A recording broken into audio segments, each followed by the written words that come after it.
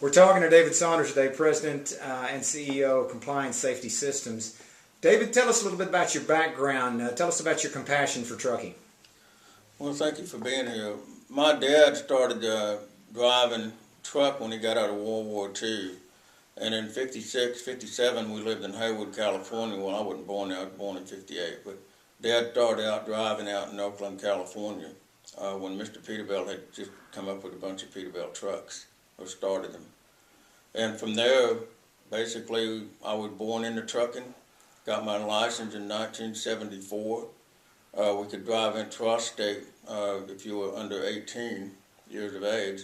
So I would drive a truck, and then of course in 77, 78, I got my CDL to go across the nation, and we hauled oil pipe. Dad had a flatbed company that hauled oil pipe.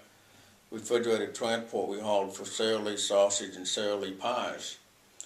And so I drove, and primarily my first love was mechanics. So I learned how to work on trucks back when they were just 220 Cummins with no turbocharger. So I learned how to work on the truck long before I learned how to drive them. Keep in mind, in 74, we had regulations, but frankly, nobody really knew that much about it.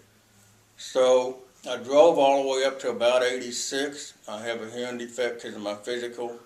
I couldn't get my physical because of my hearing, so I started working on them full time, worked my way into being into the fleet. I drove and worked on them. Ended up working for a phenomenal company out of Temple. They taught me how to do management.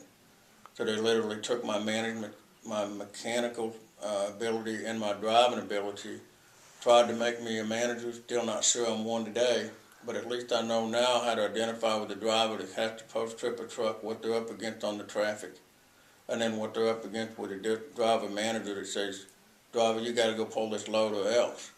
So as a former trucker, and my brother drives the truck still today, we're very involved in trucking. Trucking is a passion. It is my love. I just apply it in a different way, making a living.